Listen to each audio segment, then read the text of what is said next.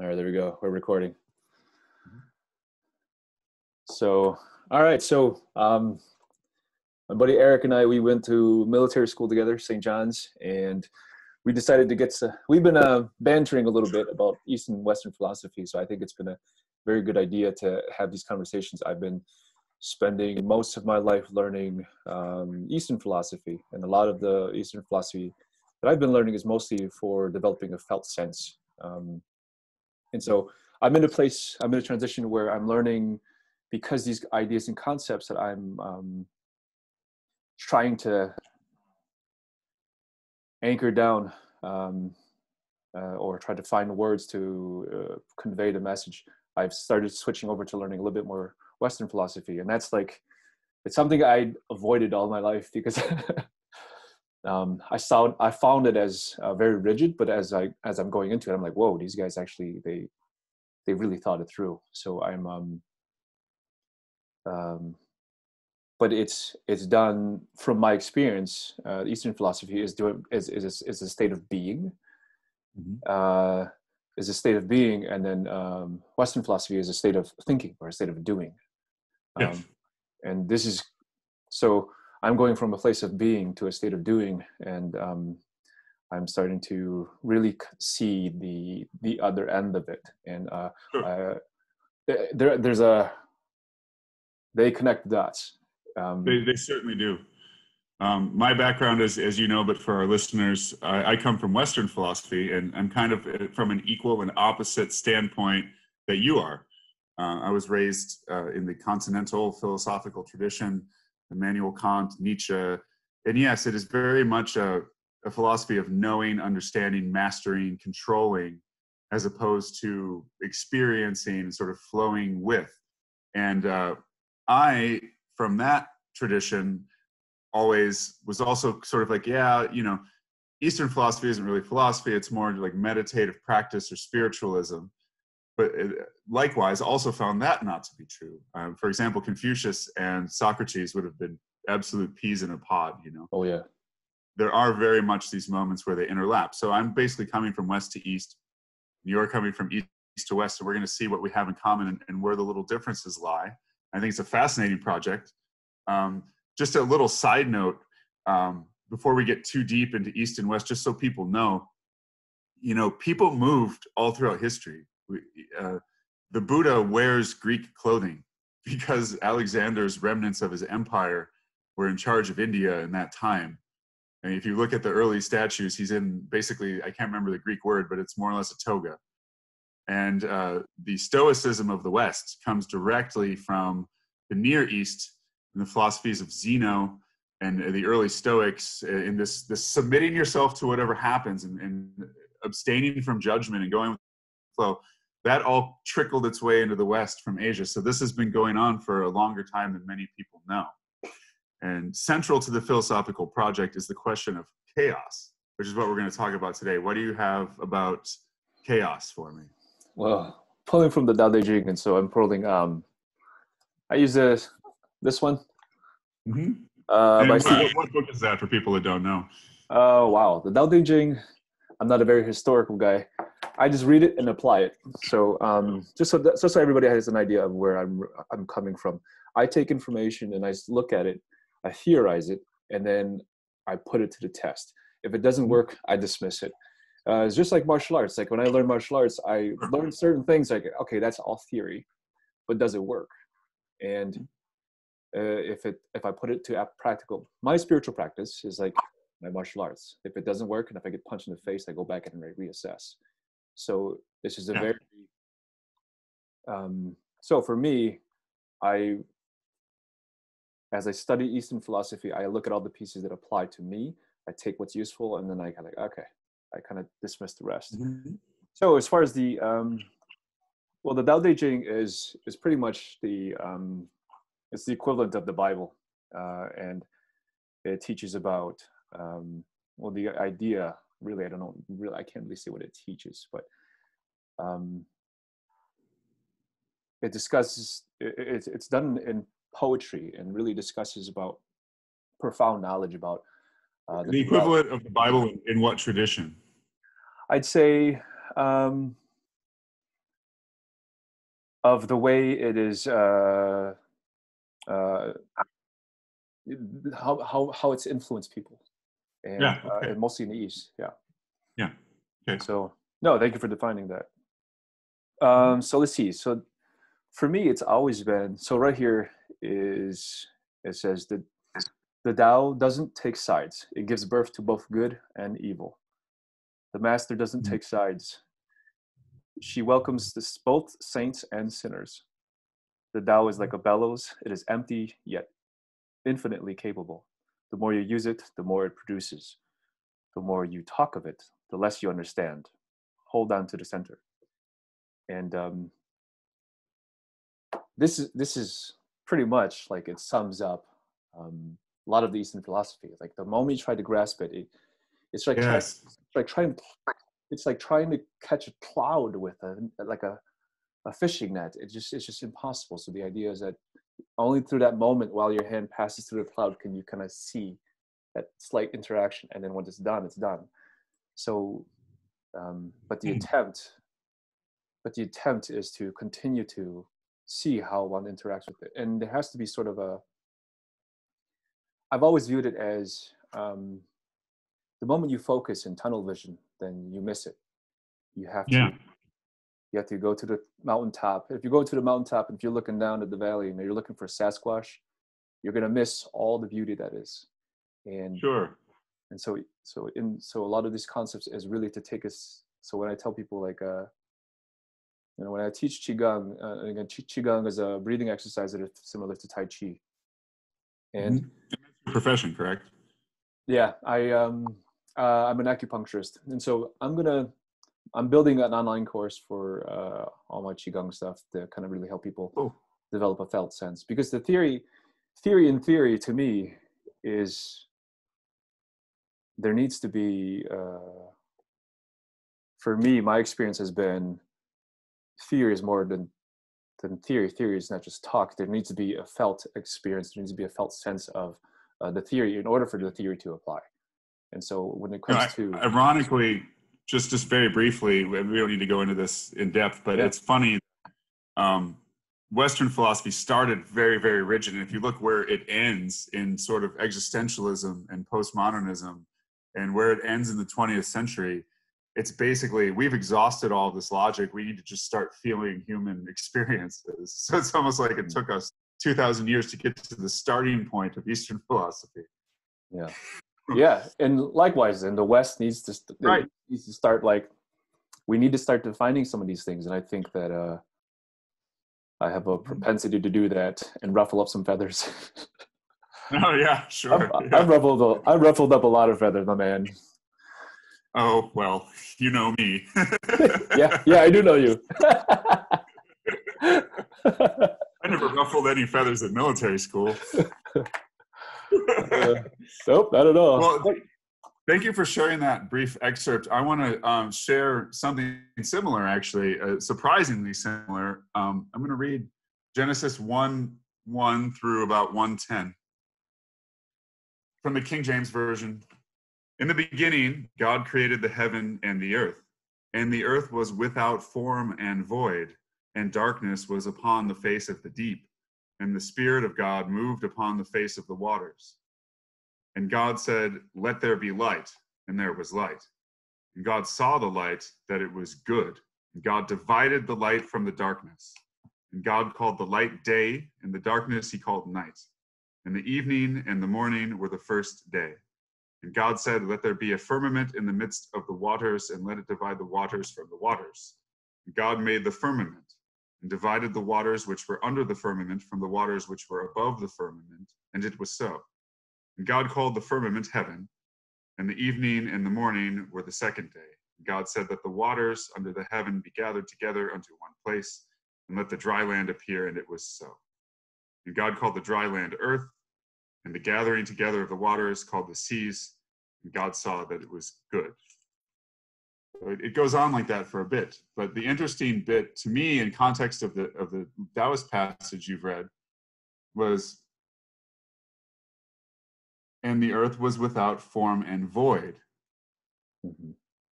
The beginning of both of these traditions is a state of chaos. Yeah. And I think at the core of the difference between them is what is the appropriate response to this chaos. As you can see, the Western tradition is immediately categorizing and separating elements of existence and trying to control nature. Yep. And use our faculties and our reason and our divine presence to go basically split these things up. And eventually, through that process, you will find your way back to the garden. You will eventually find your way back to the truth. You will eventually redeem yourself. Whereas it seems to me, and this is where I'll give it back to you, it seems to me in the Eastern tradition, it's more being almost anxious about the chaos in the first place and trying to think that it's something you can name or categorize is the beginning of almost deception. It's the beginning of lies. It's the beginning of confusion and being tangled in a web. Is that kind of... Yep, that's correct. Right. Cool. Because the idea is the moment you try to name it and then you give it form, because the thing is, even though we're communicating, when I hear the word discipline, my discipline will be different to your discipline, and so therefore those words create sort of, it is a tool that we use to communicate, but it doesn't really justify the ultimate. I think that the ultimate way to really communicate is to us to just link up telepathically and just have have conversations at the speed of thought. And when I bring up certain topics, you see my life and all of my life experiences in order to understand why I made that decision. And likewise, in order for you to, when you make a decision, then I see, you show me your life and all of your life experiences that led you to believe that specific instance, for you to make that decision. And so unless there is a dialogue that can happen at the speed of thought, where all of our experiences are sort of enmeshed together, then communications is simply just going to be a tool that's going to, that'll cause us to continue to fumble over and over again. It's funny you say that, because one of the major issues, one of the snags that Western logical thinking does encounter from time to time is, in a way, I'd say it's like missing the forest for the trees, but it's really more like confusing the food for the menu. Like, we're so caught up in our terms and the names of things and the relationship of the categories of the names of things that you kind of forget what, in the nitty gritty where the rubber meets the road, what out there in the real world is under this category. So just like you said, I mean, this is something I touched on. We call it defining terms and logic, but it's like, if I say love, I might mean something barely more than lust, right? That just might be all I have in my head. Someone else say it and they might mean turning themselves into a martyr for some person who doesn't deserve it, right? So yet a third person might mean, being basically like a really good friend who holds you ultimately accountable because they care about you. And that would be like, that's the actual definition of platonic love, Plato's type of love, which is a really misused term. And so exactly if on a feeling level, you don't need to go through, if you really know somebody to the point like your wife or some of your best friends, where you don't even need to really communicate, you just feel what they mean, or where they're coming from. That I think you're right, absolutely. Because we launch into conversations so quickly before we're even clear what we're talking about. And you see this all the time in the modern media, that they're so, it almost breeds chaos. Like this desire to tightly control everything, the universe laughs at it and it makes just a bunch of chaotic garbage speak, like what you see on news media. Right. Yeah, there's a process. And it's such until that level of communication can happen where we can, like, I don't know, like the avatars, from the movie Avatar, where you hook up the tail and like, sure, unless there's some form of communication that happens, mind meld. Right. Until then, we can't completely understand each other and then understand why we would make such decisions. And so I think that as individuals, we're so complex that we all of this, and depending on whether people are deciding to grow or choosing to make progress within themselves, to be disciplined in their own personal transformation. Right. Because when I study all of this stuff, it's really about personal transformation. And it appears to me that in the West, it it dives down into the self. And so you study these big concepts, and then you dive into the more finite, the more dividing. And that definitely has, that's definitely, since I've been reading it, I'm like, wow, actually that's quite profound to be able to break it down to that such particular pieces. Because in the East, the idea is that we do these practices, meditation, the Tai Chi, the yoga, the whatever these practices, all these practices are a foundation in order for you to dissolve the self. Yes. Because the idea is like the self is an illusion. And so we have to do these exercises to rid the ego, but also not just get rid of it completely and just be mindless, but to dissolve the self so much so that you are tapping into the divine, and that when that things can speak through. Well, and this should be not. It seems some listeners may find this very foreign and interesting, but on a very surface level, symbolic, analytical interpretation of the story of Jesus. What's he literally doing? Right? He's literally destroying himself to have access to the divine. Mm-hmm. To ascend to the divine, you must. I mean, in his case, very violently, shed the self and walk in the name of something other than the self. Mm-hmm. And that's interesting. And I always am attracted to moments in my tradition or in any specific tradition where those moments resonate across the board, where they have a correlate, where they have an equivalent in all kinds of different traditions of people who've never met each other.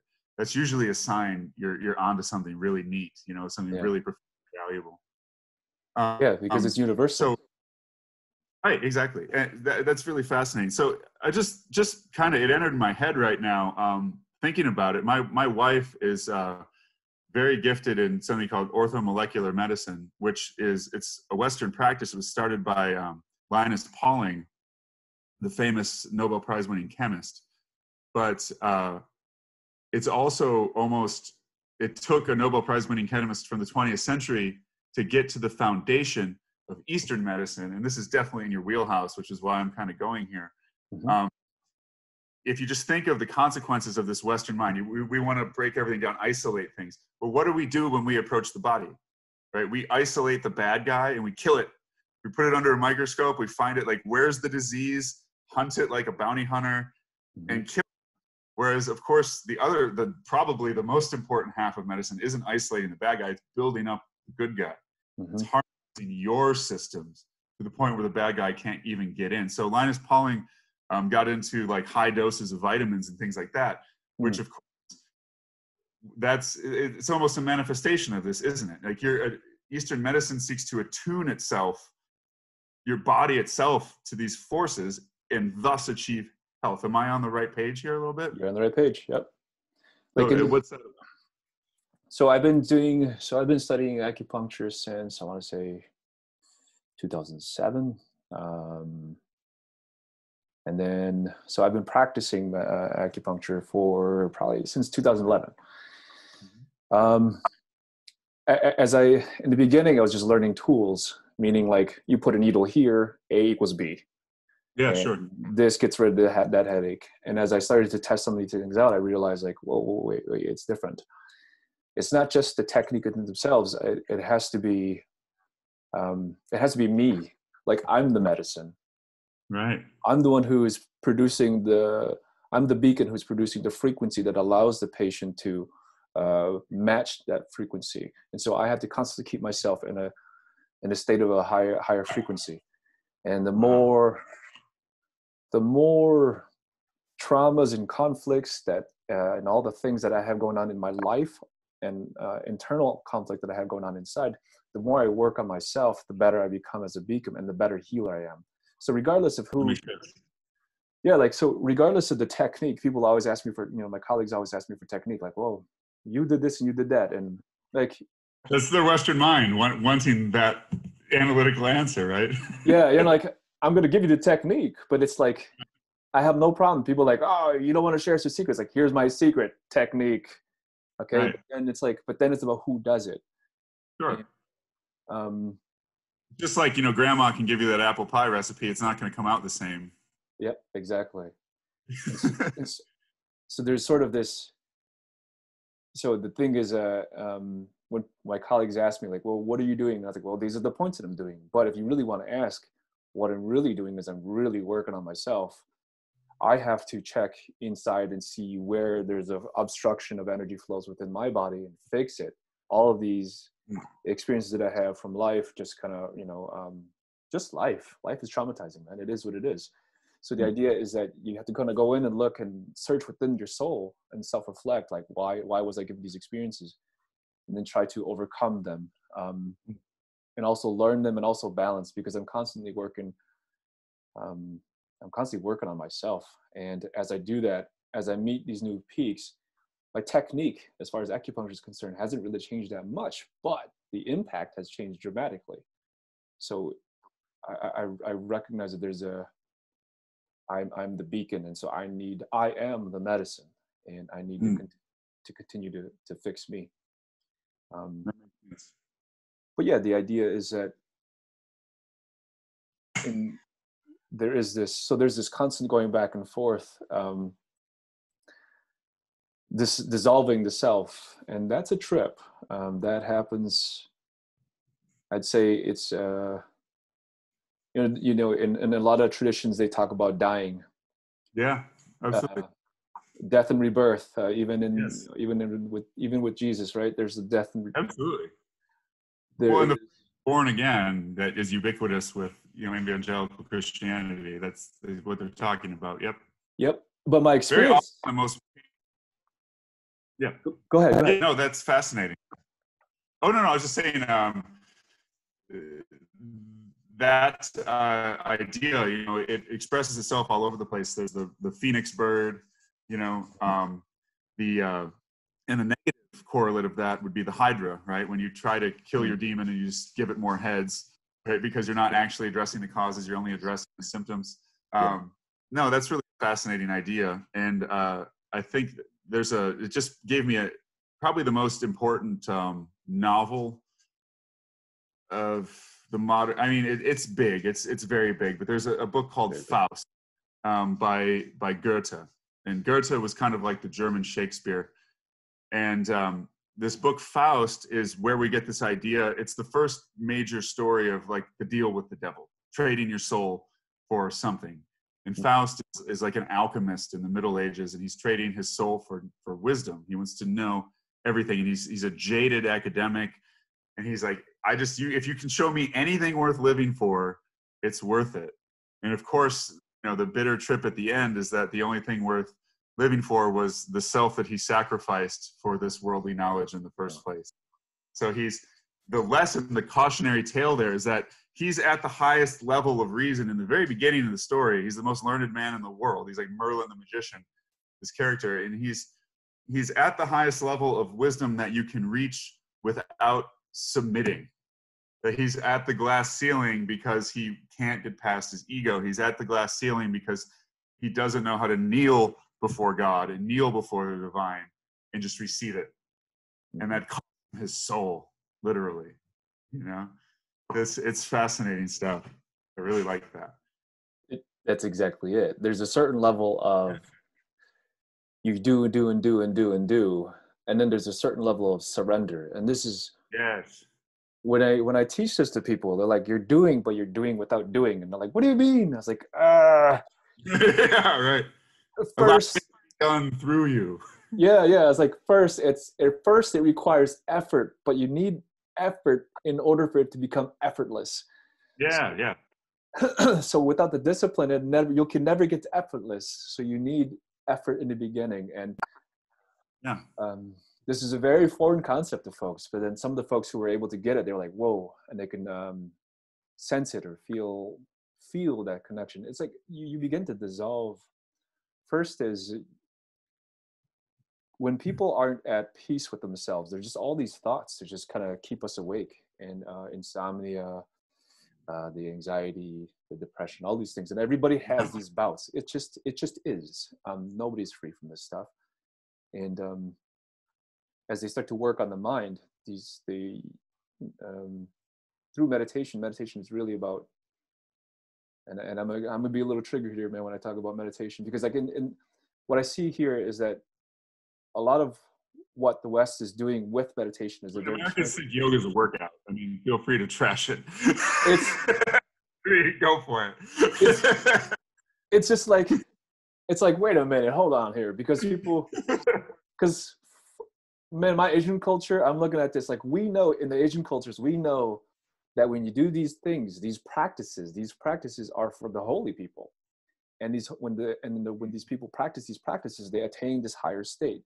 And so you just know, like, oh, well, you don't mess with that unless you want to go connect to the divine. And so when you do those practices, connecting to the divine is a side effect. It's not the goal, but for you it can be, but it depends on your individual goal. But it's just a side effect. And so it's funny to me that, you know, people are doing like some hot yoga classes and then they're able to attain these enlightened states, and I'm like, yeah, that's real. You thought you were just trying to get, you know, like lose a couple calories, like, yeah. You just tapped into the divine right there, homie. Like, you should be proud of yourself. While trying to get an Instagram selfie. yeah, exactly. And so I find it's unsettled by that, you know, especially if they don't realize what they're playing with. Yeah, because the thing is that it's not a toy. It's not a toy. And the thing is that there needs to be a level of discipline, and this is where there needs to be a level of discipline that comes into play, and people have to know the self. And if you don't know the body, you don't know the self. Like we have this thing. How do you not know this thing? And so by learning martial arts, by physical activity, you begin to know the self, because and when you push yourself, you can get to a certain level, then you can see how much the mind can push to see if you can go further. This is something the ancients of the West would be absolutely just with the East, right? Plato was an Olympic wrestling champion. A lot of people don't know that. I mean, they were very well aware. You look at their statues and whatnot. I mean, the Greek philosophers were pretty much all into physical culture. They didn't even think it possible to develop the mind and the spirit to the highest levels without developing the body. But you said something, if you wouldn't mind, I'll share a quick anecdote from when I was living in Shanghai. Yeah. This was an interesting story, and it also serves a double purpose of defining what it means to be lost in translation. Because I understood at the time anyway, every word in Chinese that this person was saying, but I didn't understand what they were saying. So there was a girl from Michigan State and another Chinese girl. And she was one of we had language partners. So she was just a upper level student from Shanghai, from Fudan University, who was seeking to go to the States. So we're having these language parties, and it was really cool, you know? Anyway, the Chinese girl asked the American girl, why are there so many abortions in the United States? Okay. And I'm like, oh boy, right? But then the American girl starts answering her politically, right? Like, well, you know, sex education is bad. There isn't access to, you know, contraceptives, and, you know, there's not a lot of people come from broken homes. And she starts answering all these things. And the Chinese girl's like, no. I mean, like, why does it happen? And they were having a bit of a language issue. So I entered as somebody who, at least at the time, his Chinese was better than her English, right? And English was obviously better than, you know. And it took honestly about 10 minutes to realize the question she was asking was this: how is it that Western women are so out of touch with their bodies that they don't know when they're ovulating and therefore subject themselves to getting pregnant? That was the question. You know, and it's like she could just feel it. Like, oh, if I don't want to have a kid, I shouldn't be with a man right now because I'm going to. Like, why don't you have that in your body? Yeah. And that just blew my mind. You know, it's to this day, it's one of that moment. And then there's one more in China we'll talk about later. Some other time, we'll save it for another time. But that's one of two moments where I was like, okay, this is why you travel. This is a shifting perspective. Oh yeah. You know, it's profound. Yeah. Every day I'm asking myself this question, like, how am I creating my own suffering?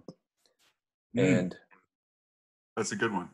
and I'm constantly observing myself, my thoughts, my behaviors, habits that I need to get rid of, and just kind of there's a strange time right now. My wife and I, I'm not going to get too deep into it, but my wife and I are in a spot where she's kind of dealing with she's had some sexual traumas in the past. Sure. And so we've had some disagreements because intimacy is, there's little conflict there. But so I said, all right, honey, I'm gonna give you the whole month of April, and I'm gonna just leave you alone. And man, talk about It suffering. worked. Yeah, no worries, it's not easy. And during this process, it's super challenging because I'm beginning to notice that most of the things that I do are kind of predicated on a connection with her. And then without the connection, I don't feel good. Like my mood, I start to go, ugh. I start looking like and feeling like Smeagol and just useless. Like a man loves a woman. That's how it goes, man. and then I started recognizing that like I was being to her, or when I look at myself outside of myself, objectively, I view myself as being needy in these things. And I was like, whoa, I got to put these things in check. And so I started taking cold showers to shift my state and to really try to control, so I've been observing my male physiological functions, like what is driving this and why. Intellectually I understand that this is what I'm going to do to support her, but why do my biological functions tell me otherwise? And it's such a it's been hard because I'm trying to write and also rewrite I don't know, thousands millions of years of yeah programming biological programming that I have no control over. Right.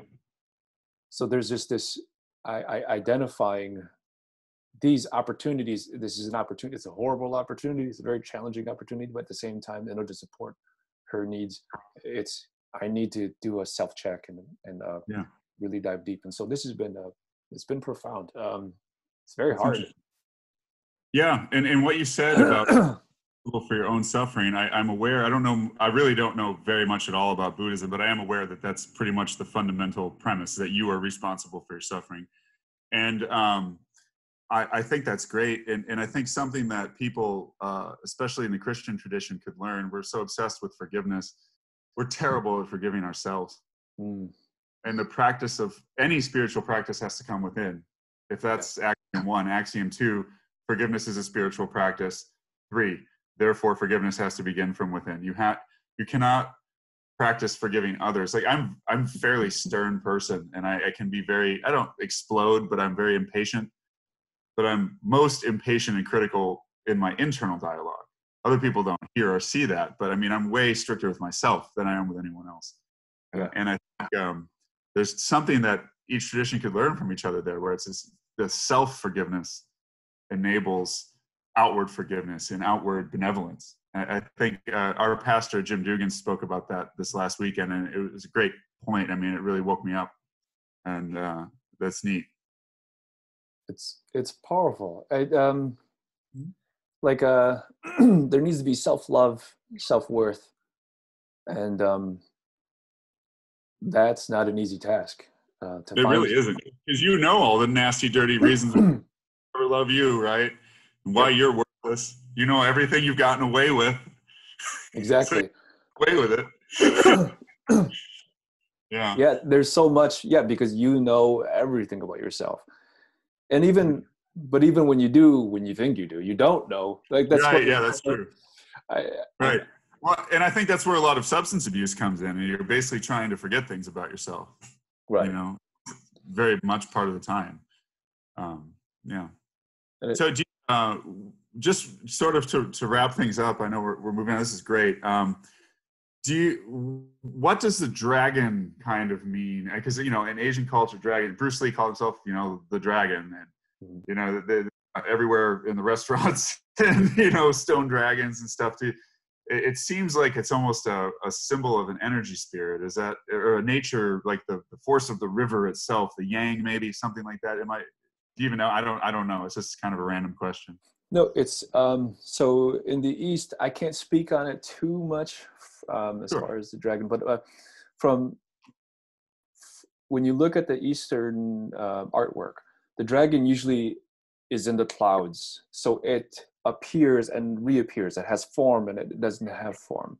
So it's either Yeah. coming from the water, coming from the cloud, and so, or it's kind of like a rainbow.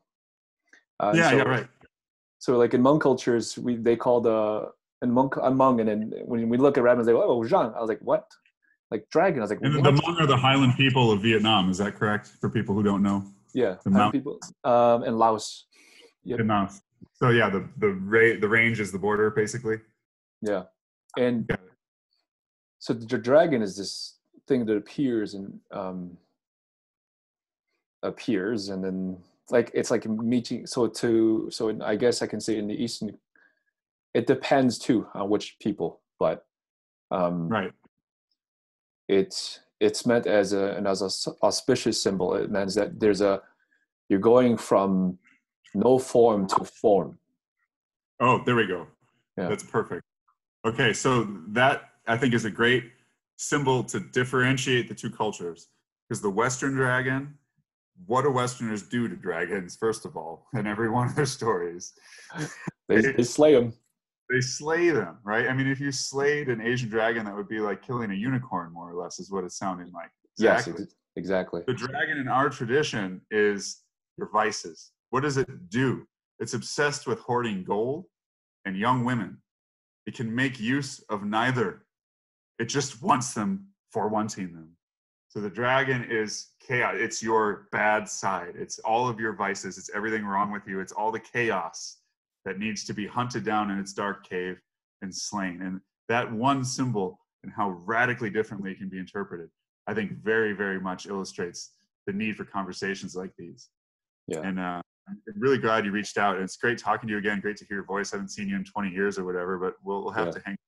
We'll definitely have to hang out. It's been good, and then we'll catch up. This is a good discussion. I really like these. Really want to, see where they connect the dots. Because I'm also working through my own things, trying to figure out how to piece all these pieces together. Well, this was great. I say we do more, man. This was a lot of fun. Yeah. All right, brother. Then I'll talk to you next time. Sure.